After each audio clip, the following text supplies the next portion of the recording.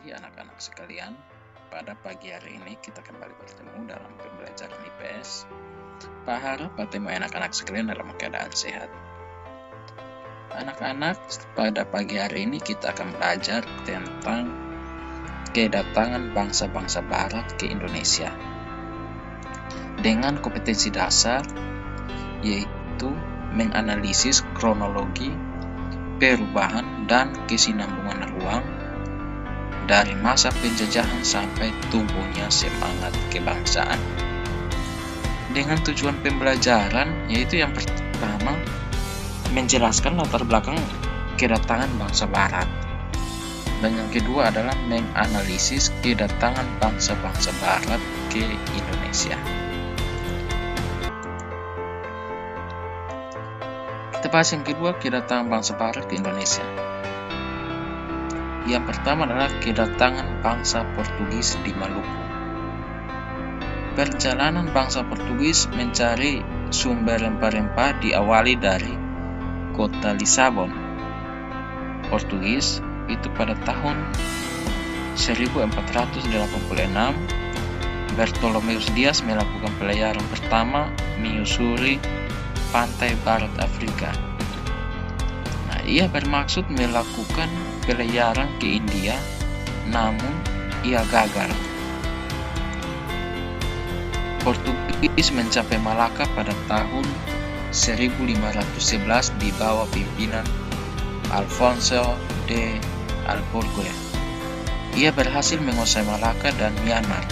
Selanjutnya, Portugis menjalin hubungan dagang dengan Maluku. Jadi pada tahun 1512, itu bangsa Portugis telah berhasil sampai di Maluku di bawah pimpinan Antonio de Abreu dan Francisco Serrao. Yang kedua adalah ekspedisi bangsa Inggris. Persekutuan dagang milik Inggris diberi nama EIC.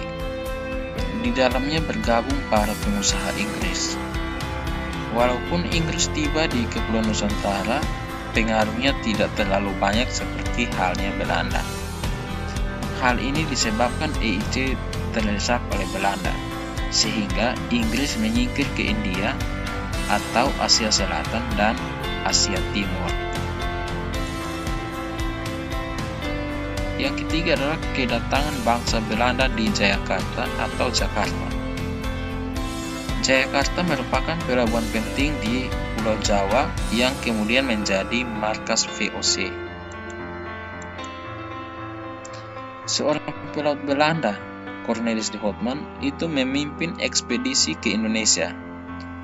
Jadi pada tahun 1595, armada de Houtman mengarungi ujung selatan Afrika.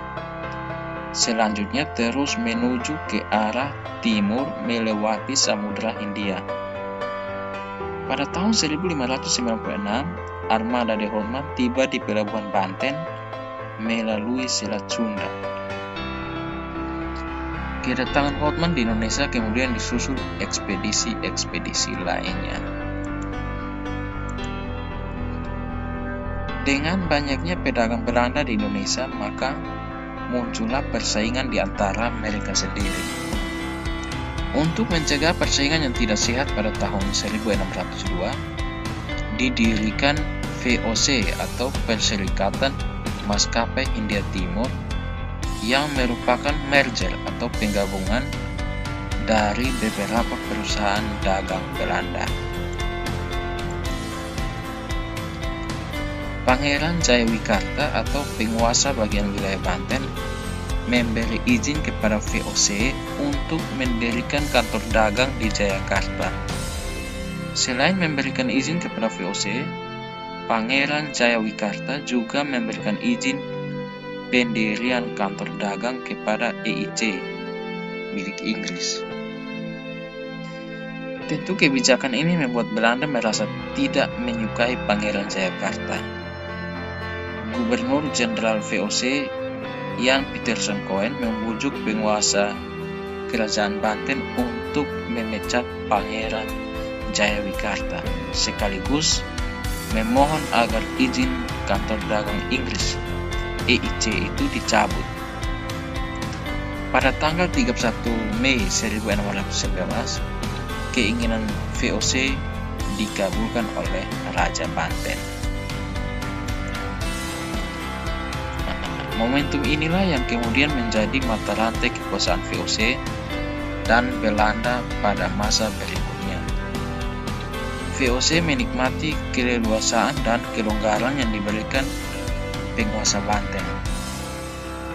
Jayakarta oleh VOC diubah namanya menjadi Batavia. VOC mendirikan benteng sebagai tempat pertahanan, pusat kantor dagang, dan pemerintahan. Pengaruh ekonomi VOC semakin kuat dengan dimilikinya hak monopoli perdagangan. Masa inilah yang menjadi sandaran perluasan kekuasaan Belanda pada perjalanan sejarah selanjutnya. Anak-anak, sampai di sini pertemuan kita pada pagi hari ini. Sampai bertemu pada pertemuan selanjutnya. Terima kasih.